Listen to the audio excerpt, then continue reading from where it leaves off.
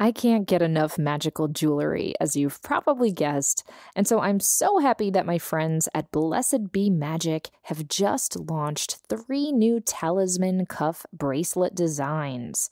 Their bracelets are elegant, stylish, and adjustable, and they're subtly engraved with spellbinding words such as "so mote it be," "so grateful," and my favorite, "charmed," because you know I can't resist a double meaning. All of the jewelry by Blessed Be Magic is created to take you deeper into the practice of recognizing and owning your power.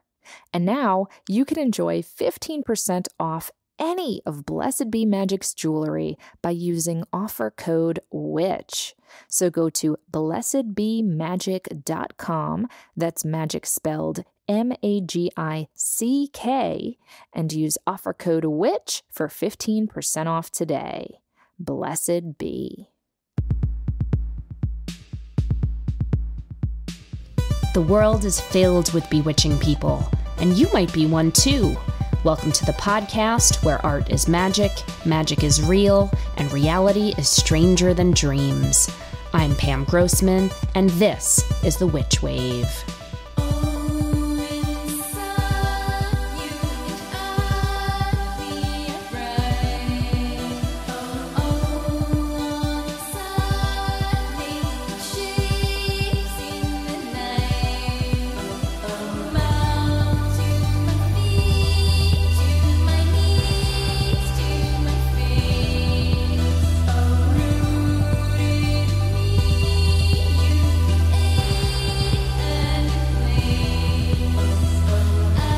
Hello and welcome to The Witch Wave.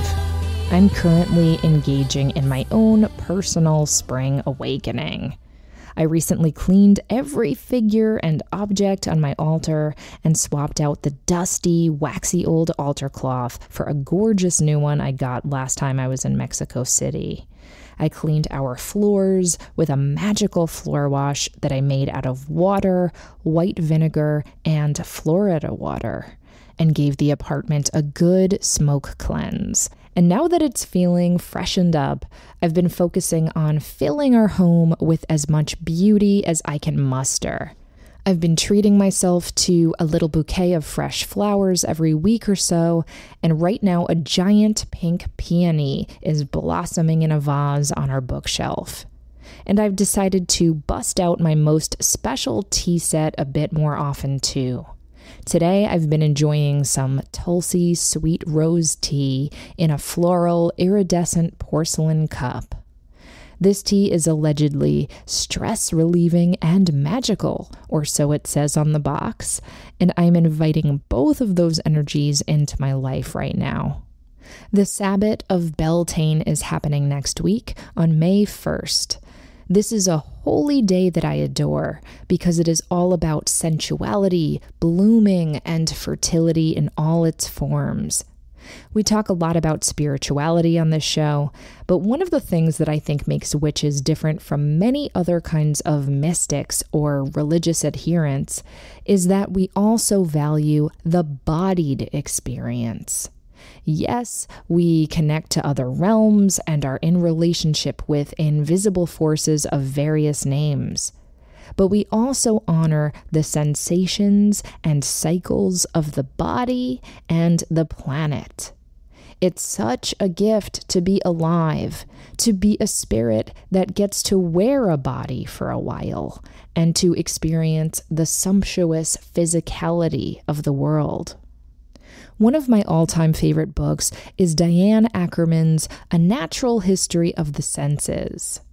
When I first read it as a teenager in the 1990s, I was enthralled by its message. She begins the book by writing, quote, "How sense-luscious this world is," unquote.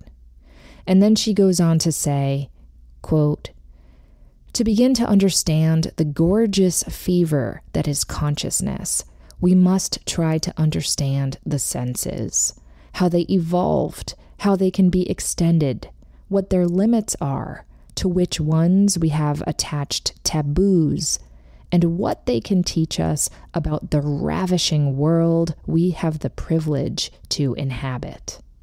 Unquote. Though her book is a blend of primarily scientific and artistic or cultural writing, her language is so poetic and lush that I think it's a book that pretty much any witchly person would appreciate, thanks to its celebration of nature and bodies and beauty. It's a perfect Beltane book. My guest today, Mallory Lance, is another such person whose work carries the spirit of Beltane. Her many projects focus on the pleasure of food and flowers and the power of craft and collectives. As the editor-in-chief of the beauteous publication Ravenous Zine, Mallory brings together a multiplicity of witches, artists, activists, and other contributors who each make their own abundant magic. But before we get to that, first, let's check and see what's come through on the Witchwire. Who is it? Witches. Ruby writes, "I am a practicing witch, though I can probably add more practice into my life. I am a mom now, and soon to be again. I'm having a hard time finding rituals that will really connect with my pregnancy and bring some positive energy of health and protection to the little one on the way. I would like to find a way that is more plant-based and connected with the element of water." Another fun note to add in is this year, my birthday falls on the full moon and lunar eclipse this July, and I'll be very pregnant, full moon at its best, so to say. If you have any suggestions, it would be greatly appreciated. Hi, Ruby. Congratulations on your pregnancy. That sounds like really exciting and happy news. I think it is so beautiful that you want to send some protective and positive energy to your child, and I assume to yourself as well, because that's important too. I'm not a parent myself, but I do know that there are many deities who are associated with childbirth and midwifery, so you might want to consider connecting to one of those. One of my favorite luminous ladies is Artemis, who is perhaps best known as the Greek goddess of the moon and the hunt and wildness, but she's also associated with childbirth.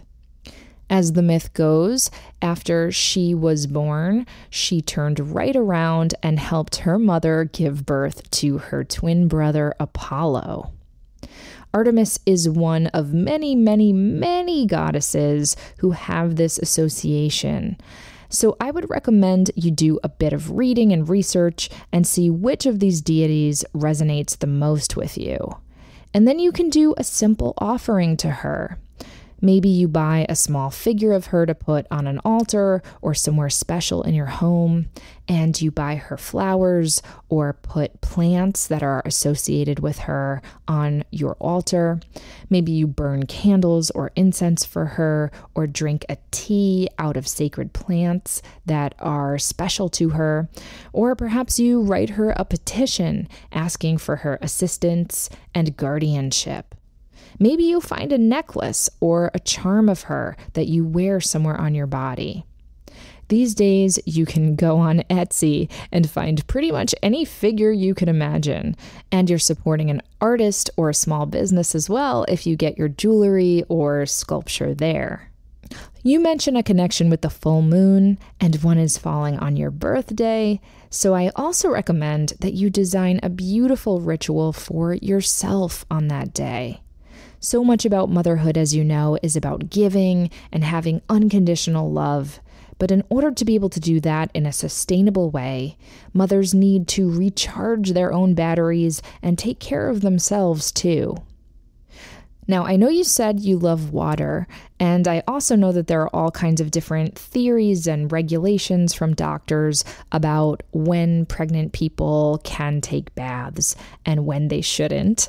So if you're not able to take a beautiful bath on your birthday, is there maybe a body of water you can be near? A lake, a river, a pond, the ocean?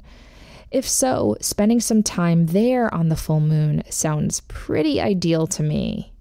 You can talk to the moon and give her thanks for watching over you for all of these months of your life. Then, if you aren't able to submerge yourself entirely, you can at least take some of that moonlit water that you're near and anoint yourself with it on whichever parts of your body you want to bless. This moon water will help you purify and protect you and fortify you with love and light as you move into the next stage of your life. And that can only be good for your little one who's already here and your little one who's on the way. I'm wishing you and your entire family health, strength, and love as you grow together and as individuals. Blessed be. Now, onto my guest. Mallory Lance is the editor-in-chief of Ravenous Zine, which aims to help people foster more wildness and witchy wonder in their lives. She is the founder and creative director of Ravenous Media, through which she also produces events about crafting and conscious collaboration. And she's begun work on a documentary series about women who cook with fire.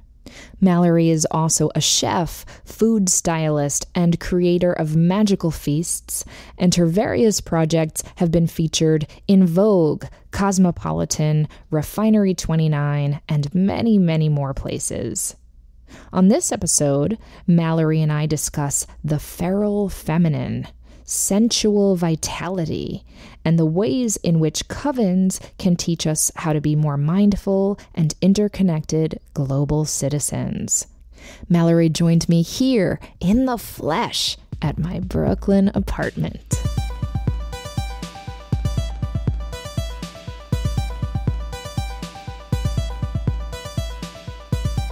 Mallory Lance, welcome to the Witch Wave. Thank you. It's so good to be here. I'm so happy that you're here. You are one of my absolute favorite human beings, so it's a real treat to get to have you here in person as well. Likewise, Pam. Yay. So you do so many things. You wear a lot of different pointy hats. You're the editor-in-chief of Ravenous Zine. You're a chef, a food stylist, a curator of magical feasts, and lots of other things that we're going to touch on. But to me, the connective tissue between a lot of your different projects really seems to be about amplifying sensuality and the bodied experience. How do you describe your work, and how do you describe what your intention is in all your different projects? Well, I think maybe it's by virtue of being a Taurus, but I definitely feel very strongly connected with the sensuous elements of the earth and the wild, and connecting with others in a very tactile, sensual way. One of the things that really led me to building Ravenous was connecting with my own group. We would have these in-person gatherings and make a different craft and dinner and share in that connection. And I felt like connecting in that way has really been helpful, especially as everything turns more and more centered around social media and our phones and our computers at work. So it's really helped me reawaken the human part of myself, and I hope to share that with others. I love that. Now, when you say you were meeting with a group, was this a coven? Was this a group of friends? What was kind of the shape of these meetings? I think it was 2013. It started as a series of dinner parties that we would have every month on the full moon. I invited some of my favorite heavy metal friends, and we would listen to metal and happen to all be wearing black and kind of joke about being witches around a cauldron. And that was really before I got more deeply involved in my practice, where now I would say I absolutely practice in a coven, but at the time it felt just like a fun way of connecting with fellow women who could exist outside the bounds of what it always looked like to be a woman in my view before that. First of all, I love the phrase fellow women. That's amazing. But in terms of what you guys were actually doing, so were you cooking together? I know you were listening to metal. What else did those meetings look like? Yeah, so the idea was actually that each month we would decide on a different craft that we could all make together. So that was really what the gathering centered around. So that would span anywhere from making macrame plant hangers to making seed art, which is basically gluing different types of seeds onto different surfaces in the shapes of pets and wolves and things like that. Oh, amazing. I'm actually very familiar with seed art because we go to the Minnesota State Fair every year. That's where I first saw it. It's the best. And for those listeners who might not be familiar, I mean, this is a competitive art at the state fairs, and people will sometimes do portraits of their kids, or in Minnesota, there's often like pictures of prints made out of purple seeds and like Ruth Bader Ginsburg. It's really, really awesome. So I love that you guys were doing that. I heard that at the Minnesota State Fair, all of the seed art has to come from seeds that were grown in Minnesota, I believe. That makes sense. So I really love seed art. More seed art in the world, please. You've heard it here. So what gave you the idea to even start these gatherings? Because I know a lot of people are really craving that kind of connection. And one of the most common questions I get is like, how do I start? How do I start a coven? Or how do I find my tribe? How did you do it?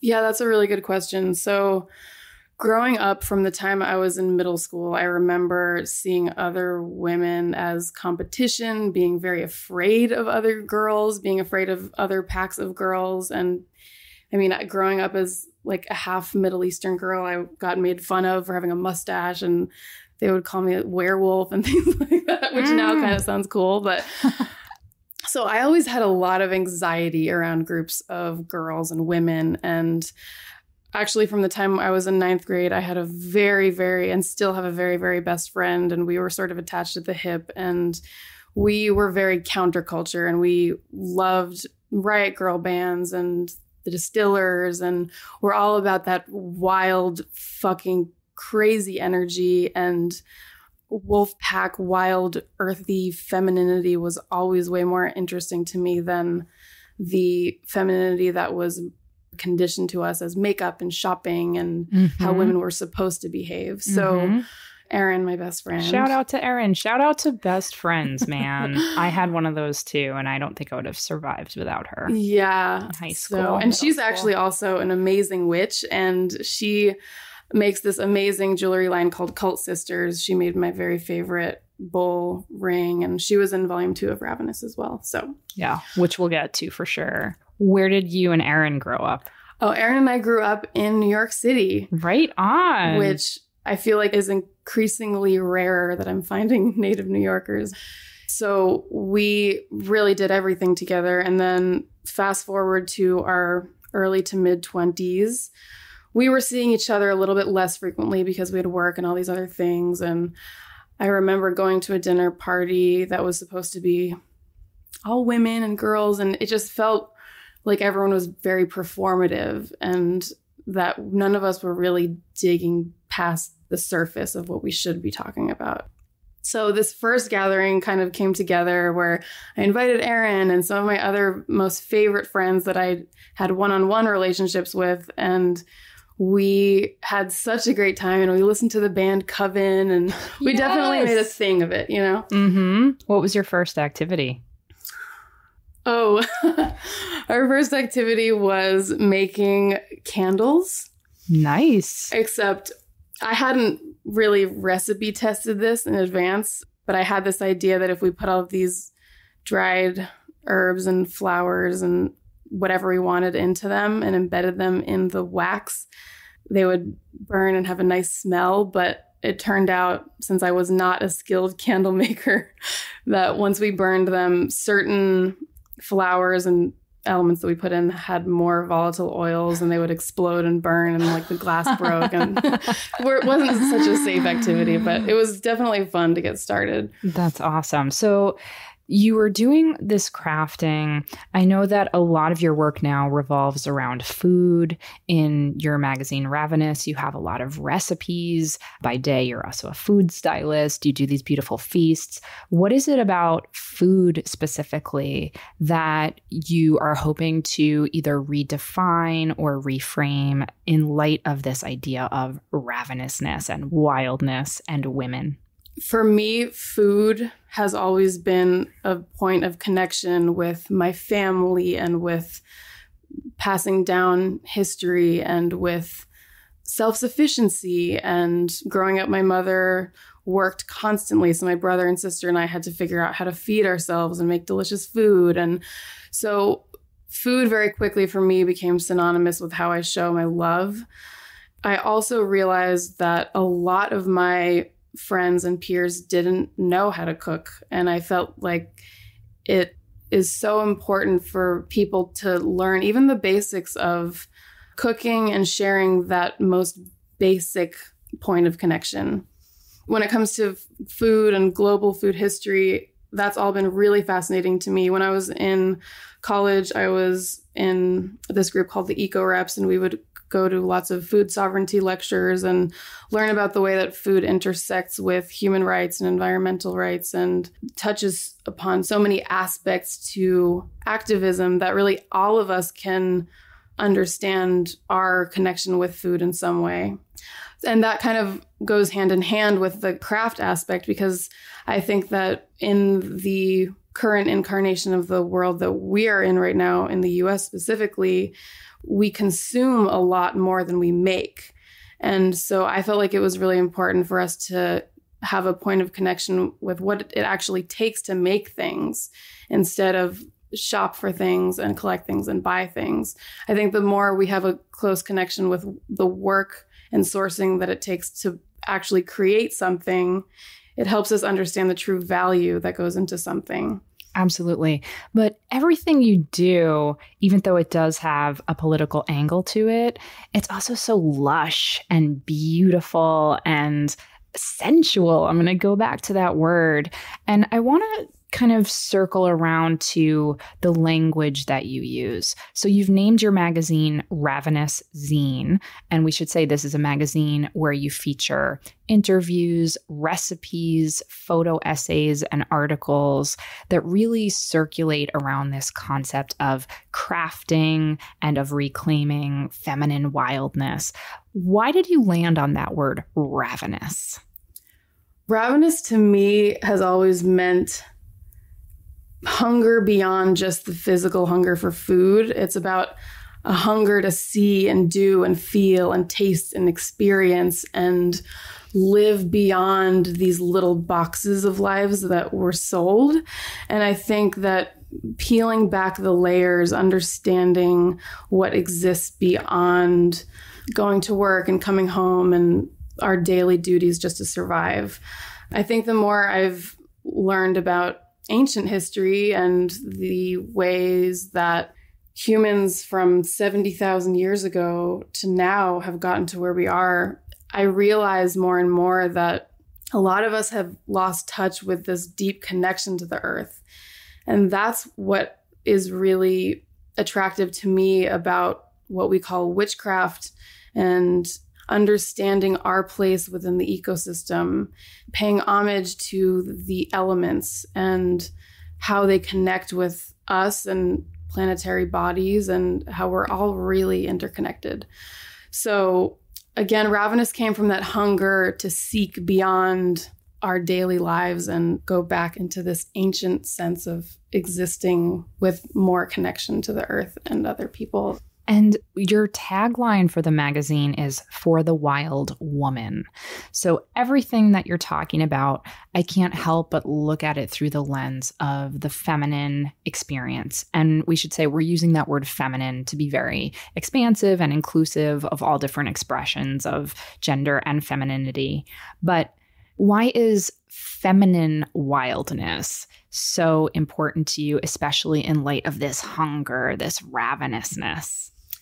Because I think that we often see representation of men being seeking and hungry and hunting, but we really don't see a lot of that in mainstream culture when seen through the femme perspective. And I absolutely agree. Even when I look at my subtitle for The Wild Woman, I hope that it really comes across to all people who want to connect with the wild feminine in any incarnation. I think we all have a wild feminine in us, no matter what our gender experience is. And I think that having a deeper connection with this sense of the wild feminine is something that is really missing from mainstream culture, and we all really could connect more with. Mm-hmm. I was really appreciative of how much your language talks about female hunger and appetite and desire, because to me, that's all very witchly in that there is a lot of shame tied up in women who desire things and women who are craving to not just meet their body's needs, but their body's wants.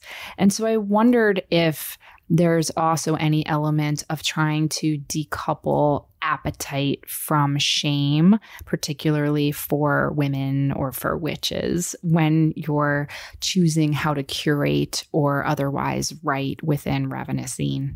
Yeah, I love that. I think that when I look back to being a middle school age girl and coming of age, I think that abstinence was very strongly something that I learned as something that I needed to have in order to fit into this world, meaning abstinence from eating too much, abstinence from having sexual desire, abstinence from acting on my wild impulses. And to a certain extent, I really wanted to be good. I wanted to be a good kid. So I felt like the more I took on service to others and abstinence for myself, the better person I would be. But it wasn't until my early 20s where I had this big sort of sea change where I realized I needed to embrace this hunger. I needed to embrace this wildness. It was so deeply a part of me.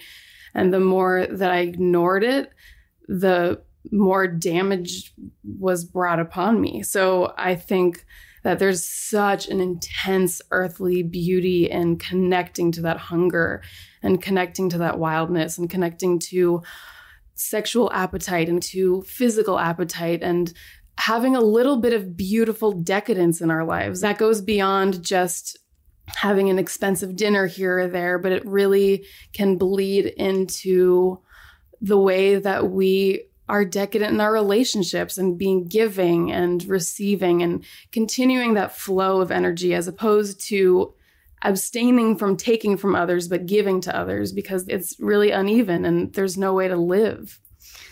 I love that. On that note, we're going to take a quick break and more beautiful decadence with Mallory Lance when we get back. I want to tell you about Hag Swag, a monthly subscription box geared towards weirdos, witches, hags, and other alternative folk. Once subscribed to Hag Swag, you will receive a variety of curated items right to your door, including occult and pagan-inspired products, burnables like incense or cleansing bundles, crystals, accessories, self-care items, and more. Each month's theme has information and magical objects that are useful for both new and experienced witchy individuals and flow with the wheel of the year. Some Hag Swag box themes have included ritual, divination, origins, and astral magic, helping practitioners expand their existing knowledge and build their collection of tools and offerings. Containing only cruelty-free, vegan, and gender-neutral items, Hag Swag boxes are suitable for hags of all walks of life. And if you use code WitchWave on their website, www.hagswag.ca, you'll get 5% off your first box. So go to hagswag.ca and use code WitchWave for 5% off your first Hag Swag box today. Welcome back to the Witch Wave. Today I'm speaking with Mallory Lance. So, Mallory, we were talking about this idea of infusing our lives with more feminine wildness, which is, again, kind of the thesis statement of Ravenous Zine and a lot of the other projects that you work on. I love how each of the issues, and you've had 2 so far, I know a 3rd is coming out, they revolve around a theme. Your first issue was around the concept of craft, which I think we've been talking about quite a bit, but I don't know if you wanted to add anything else about that before we talk about the second theme. What do you think? Yeah, so the first theme being about craft is really about connecting with our hands again, with the tactile nature of making things with our hands, connecting with one another and creating from a place of inspiration. And obviously, I love the word craft because it has all that double meaning between, making things and also the idea of the craft and witchcraft. So it's really, really powerful. Your second issue revolved around the theme of sisterhood. I was fortunate enough to get invited to write about something for you about my experience being a solitary practitioner and then ultimately embracing this idea of covens and gatherings. I know as I've gotten older, that's become much more of a priority for me. And I wondered what made you decide to focus on that concept of sisterhood for issue 2. So going back to the idea of a group of women to me, or a group of girls earlier in my life, was always a point of anxiety for me. And it didn't really start to switch or shift until my mid-20s when I started engaging in real, deep, meaningful gatherings with women. And since then, I've been lucky enough to be part of a few different women's groups. And I love the earnest truth and rawness that comes out of these exchanges. There's almost nothing like having a group that you can talk to about your deepest fears or your hangups that you wouldn't share on social media or you wouldn't share with just anyone. And you realize more and more that a lot of us are going through the same struggles. And the more you can connect in an earnest way with others and hear them and listen to them and be there to hold space for them, and then in turn have that space held for you, it really helps you get past obstacles and help you realize what you need to live your best life. The experience of having these different groups for me made it very clear that I think the next step in my series of volumes for Ravenous was really celebrating the sisterhood of this deep, meaningful connection. And in that volume, in addition to Pam's amazing piece, there are also pieces about creating settings for your gathering, beautiful recipes for a dinner gathering. Stacey Ivory, who is also in our coven, wrote an amazing piece about how to hold space when doing women's work and how to create a space where women can share truthfully and honestly. I really loved Stacey's piece in particular, not only because I just adore her, but she really maps out how to hold a circle. And again, I get asked these questions all the time, like, okay, first, how do you find the people? But then once you have them, what do you do with them? Or what do we do together once we're all in a room or outside? And Stacey's piece really says, here are some ground rules and guidelines. Here are some activities and rituals and spells that you can do. I mean, it's a really nice kind of Coven 101, if you will. So I highly recommend anyone who's listening seek out, obviously all of the work that you do at Ravenous Zine, but in the sisterhood issue, Stacey Ivory's piece is really, really a shining example of great, great writing and really great direction, I think, for covens. Yes, absolutely. And each of these volumes is meant to bring readers something tangible that they can walk away from it with, that they can then put into practice. And again, I really don't want this to feel too specific to women. I think that everyone who has a proclivity to embracing and understanding their feminine side and meaning the wild feminine. I don't mean feminine in the way that it's presented to us in the mainstream, but anyone who's interested in exploring that nurturing, creating place of fecundity can really benefit from the words that are in these volumes. Absolutely. Something else that shows up a lot through Ravenous Zine is this idea of health and vitality. There's another article, and forgive me, I'm forgetting the name of the person who wrote it, but she really talks about the trendification of quote unquote wellness. And I wondered, first of all, can you remind me who wrote that article? And second of all, what your thoughts are around, I mean, we don't have to name names, but we all know some of the luxury lifestyle blogs and brands and websites who, you know, under the umbrella of wellness are selling extremely expensive things. And in my opinion, even though I think there is some good to be found there, there is this vibe of exclusion or exclusivity, which I know you are trying to combat with Ravenous Zine. Absolutely. So, yes, the name of the writer for that piece, Health is Not a Trend, is Rochelle Robinette. She comes from a background in working in the wellness sphere, and she has seen oftentimes firsthand that a lot of people sort of in the fashion industry kind of pivoted into the wellness industry now that it's a multi-billion-dollar industry. Mm-hmm. And I think that it has been really important to me with Ravenous to explore this idea of wellness and what does wellness really mean?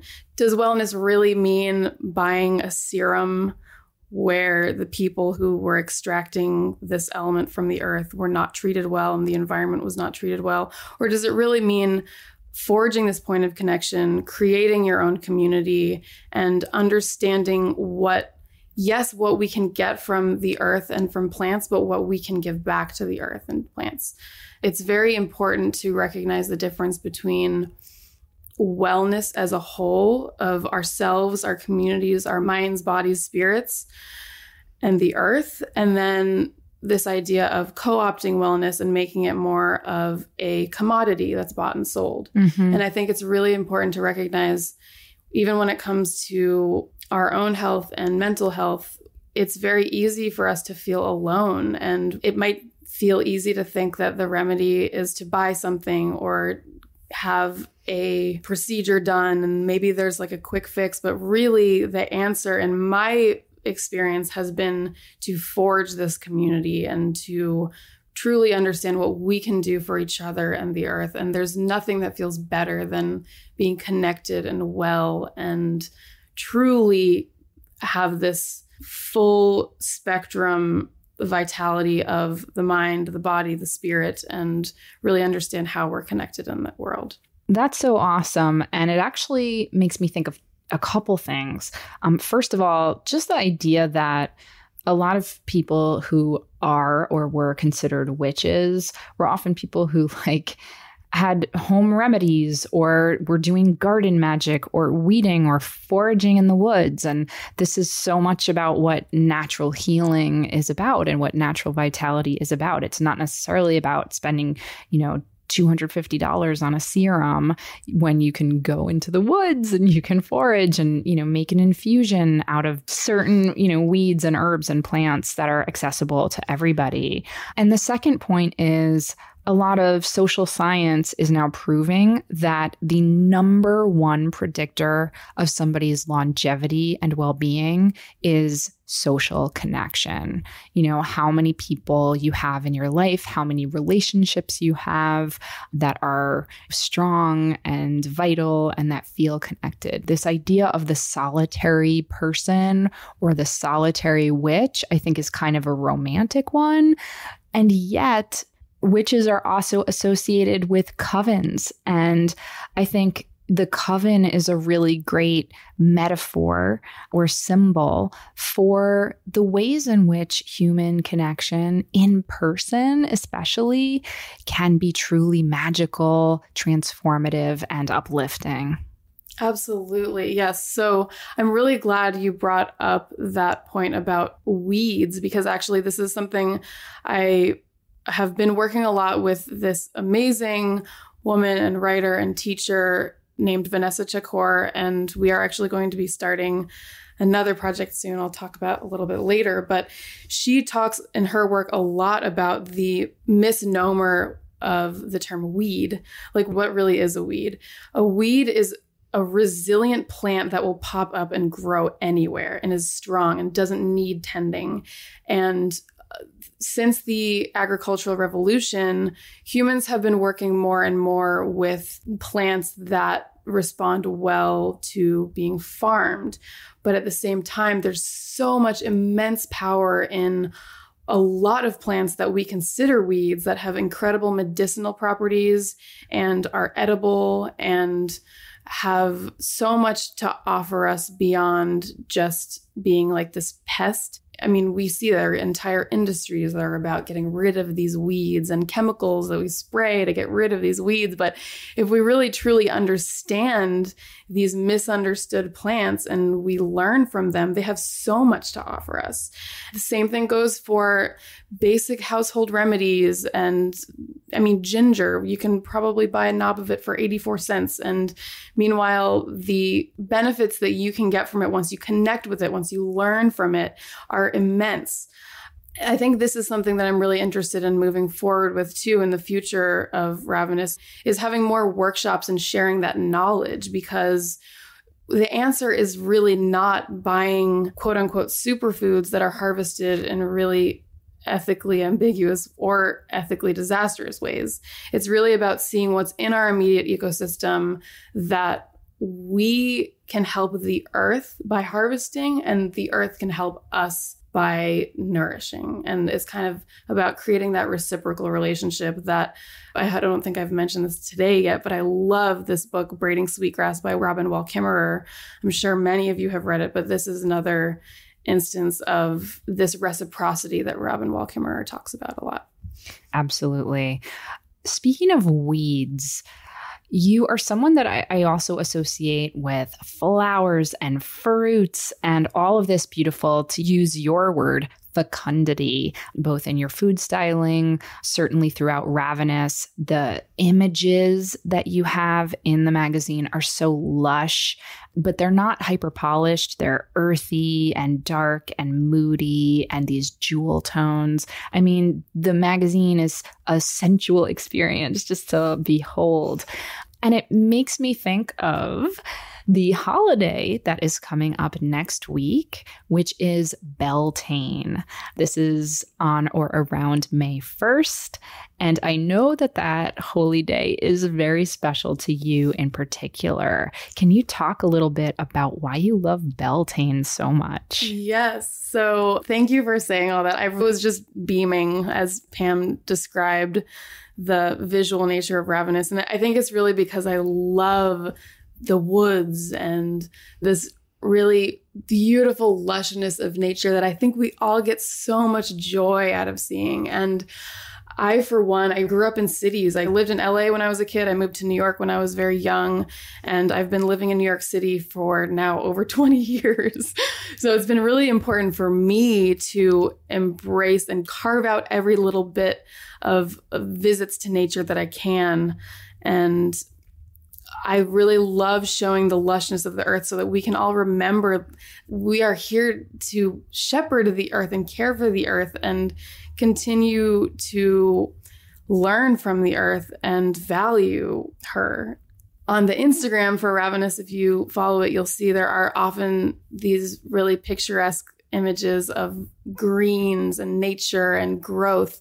And I think that the reason why I want to continue sharing those images is that hopefully it can be like a little nice break from a feed and just like a little breath of fresh air, and hopefully a reminder to get out into nature. On the theme of Beltane, actually May 1st is my birthday. Happy almost birthday, Mallory. What a beautiful and perfect birthday for you. My goodness. But I was just thinking about this when Pam, when you had talked about hosting me on the show, and I was thinking about the importance of May 1st as Beltane, as a beautiful holiday celebrating the growth of the flowers and the bloom and the reawakening from the winter slumber and getting out in the world again. It also has the Taurus season energy, which is the Taurian sensuality and earthiness and steadfastness and working toward goals that I associate with the transition from winter into summer. It also is International Workers' Rights Day, and there's so much that goes into Ravenous that straddles both this earthy sensuality and beauty and the constant struggles that we have to continue to work toward creating economic equality and celebrating the work that humans do around the world, and hopefully connect that more within the ecosystems and have more of a veneration for animals and plants and nature and fungi. And I really would love to see a world where they're all connected, where supporting workers is also supporting the earth. And often these issues seem to be pitted against each other. It's like you care about jobs, so you want coal mining to come back, or you care about the environment, but you don't give a You can curse. It's okay. But really, once we take a step back and once we take a deep breath and we understand the bigger picture, we realize workers' rights and environmental rights are all connected. The more we support the earth and communities, we can continue to have well communities and well workers and people who are not exploited. But the thing that I love about your, I'm going to call it aesthetic, your point of view, your approach to this material is that even though it's infused with politics and activism, you still have that joy and that beauty. And I think in this day and age, look, it is tough right now. I mean, we have a lot of huge obstacles and a lot of toxicity, spiritual toxicity, political toxicity, physical and environmental toxicity that we have to battle right now. I just think that we're going to all get burnt out if we can't figure out ways to combat this in the spirit of fun and joy and pleasure and sensuality and beauty and magic, you know? And so that's really what I admire about what you do, Mallory, because frankly, when I hear people talk about workers' rights and all the problems we have to fix, like, I agree, but I get overwhelmed and I get tired and I feel drained. And yet when you talk about it and when you frame it in this world of like luscious beauty and Beltane magnificence, I suddenly feel inspired and motivated, like my battery's been recharged, you know? And I think that's a real gift that you have and one that we're in desperate need of right now. Thank you so much, Pam. And that's a really great segue into talking about Volume 3 of Ravenous, which we're going to do after the break. We'll be right back. Longtime listeners to the podcast know that I am obsessed with Mithras candles. They are the most beautiful beeswax candles I have ever seen, and they're handcrafted in Philadelphia. Mithras candles smell intoxicating, and they look even better with their wizardly dripped pillars. They also come in a variety of other shapes, from pyramids to tapers to tea lights, and they give off a warm and gentle glow. I have tons of Mithras candles, and I can't get enough. And now you can get some too by going to mithrascandle.com and using offer code WITCH for 10% off your first order of 2019. So go to Mithras Candle, that's M as in magic, ITHRAS candle.com, and use code WITCH for 10% off your first order of the year. Welcome back to the Witch Wave. Today I'm speaking with Mallory Lance. So Mallory, before I so rudely cut you off, you were about to talk about the theme of Volume 3 of Ravenous Zine. And what will that be? Yes. So Volume 3 is the activism volume. Again, and I absolutely agree with you, Pam. I think that since the 2016 election, a lot of us have felt this very heavy weight on us, and it's been really pervasive in many elements of our lives, definitely myself included. And before I could take any action, I really had to go through a lot of personal sadness and purging. And although I really wanted to be a great activist and out there in the streets and making change, I felt extremely depleted. And I've seen more of an opening and awareness and interest in activism since the election. But I've also seen this endless treadmill of burnout. And what was really important to me to explore in Volume 3 was how can we work toward creating more positive change and social change while also making sure to take care of ourselves and our communities and bring life into ourselves and our communities. One of the things that Tamara Santibanez, who's in Volume 3 and also was on the show, talks about is one of the most effective tools of the oppressor is to make us feel like our actions don't mean anything. And the more we feel burnt out and the more we feel like our actions are just a pittance against this huge Goliath, the more we feel disheartened, and it works because they win.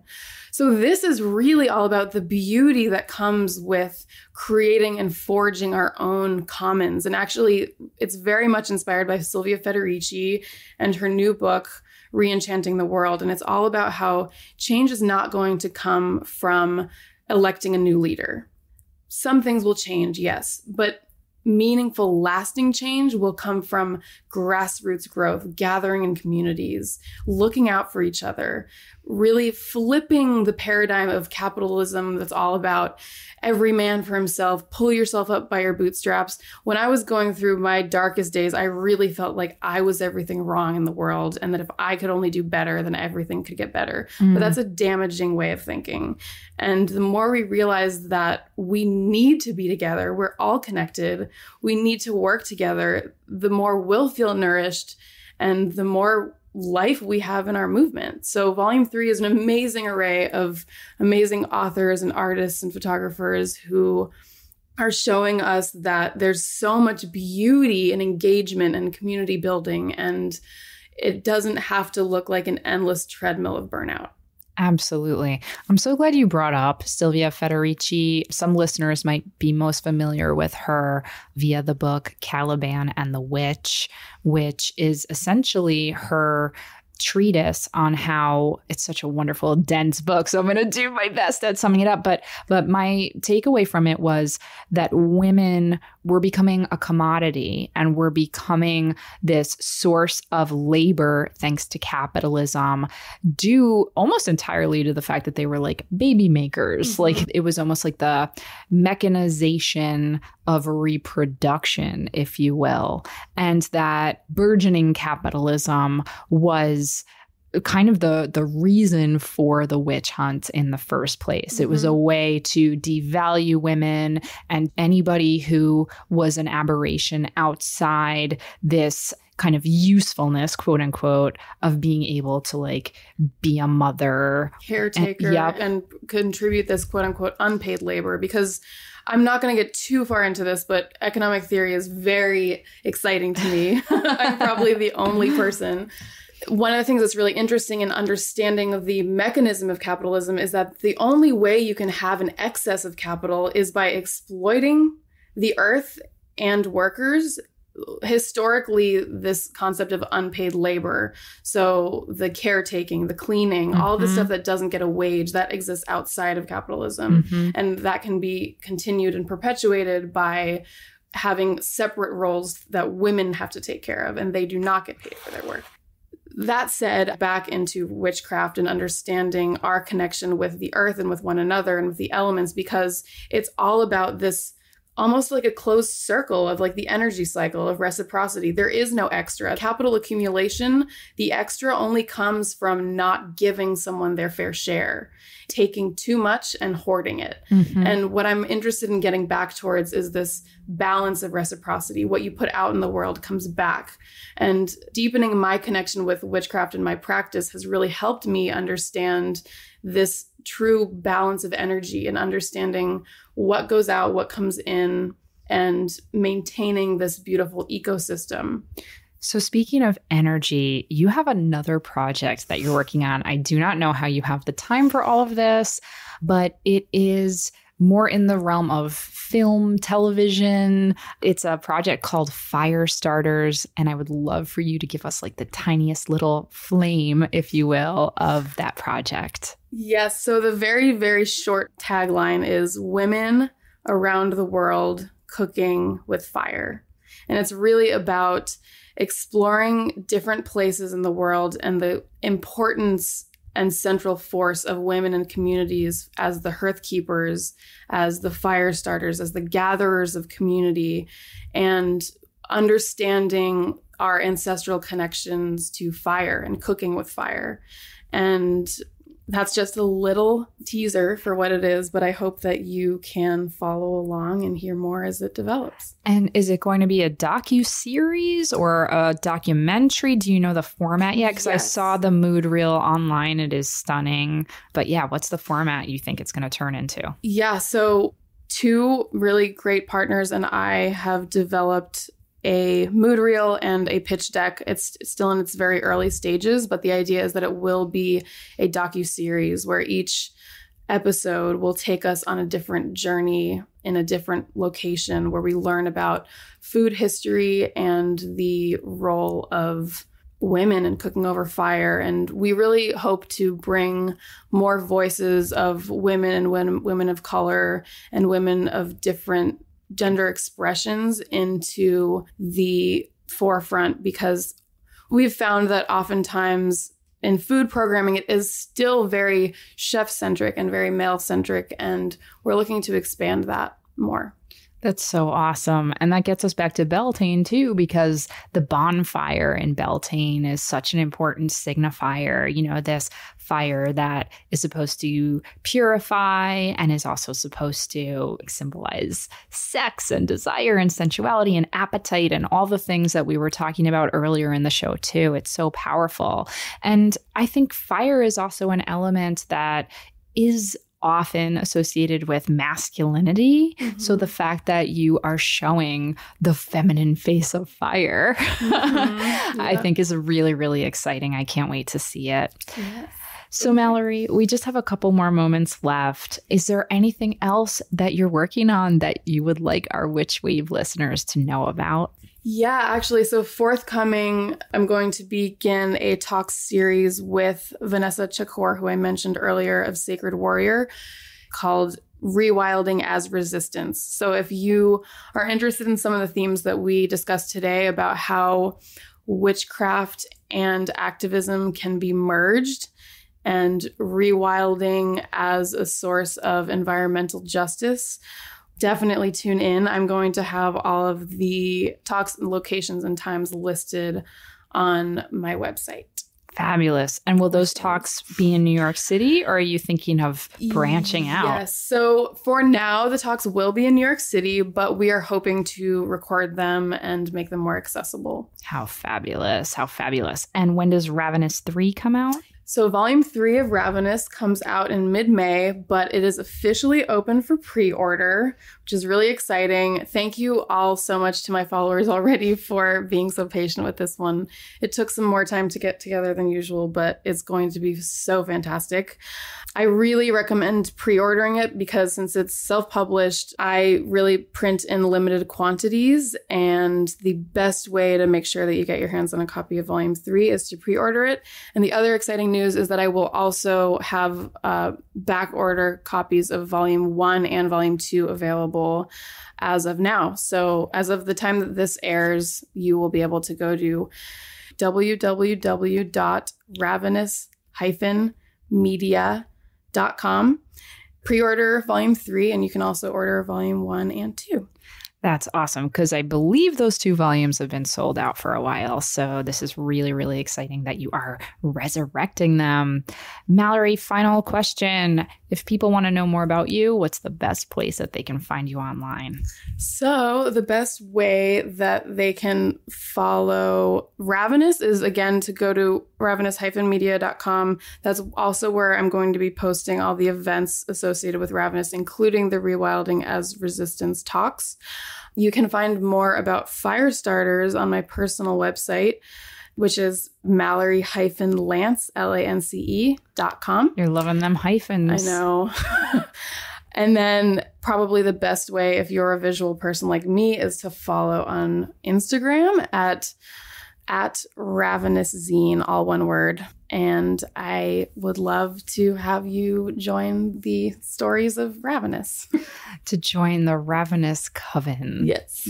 Awesome. Well, Mallory, thank you so much for being here. It was such a pleasure. Every time I get to talk to you, I feel inspired and I feel really motivated too. So thank you so much for sharing your gift of beauty and bounty with us. Thank you so much, Pam. And I just want to say, because I don't know if you'll plug it yourself, but I'm really excited for your book. You are wonderful. I promise these guys will know all about the book, but you are so, so lovely. But getting back to you, everybody, please do read all 3 issues of Ravenous Zine. They are magical. And Mallory, so are you. Thank you so much. Thank you, Pam. That's it for the show. Thank you again to Mallory Lance for sharing her wonderful wildness with me. Do you have questions, feedback, need some witchly advice, or just want to share something magical that happened to you recently? Drop me an email at witchwavepodcast@gmail.com. I'd love to hear from you, and you just might make it on the Witchwire. The Witch Wave is produced and recorded by me, Pam Grossman. This episode was edited by Rachel Jacobs. Thank you, Rachel, and myself. Our theme music is the song Hand and I by Lycanthia. Special thanks go to Matt Freeman and Chiquita Pascal. You can check out information about this and other episodes on our website, witchwavepodcast.com. Please subscribe to us on Apple Podcasts and give us lots of sparkly stars. It really does make a big difference and helps other people find the show. You can follow us on Twitter, Instagram, and Facebook at WitchWavePod, and check out my witch emoji for iPhone by going to witchemoji.com or downloading it in the App Store. And please consider pre-ordering my book, Waking the Witch, which is out on June 4th of this year. Thank you so much for listening. Witches are the future. I'll catch you next time on The Witch Wave.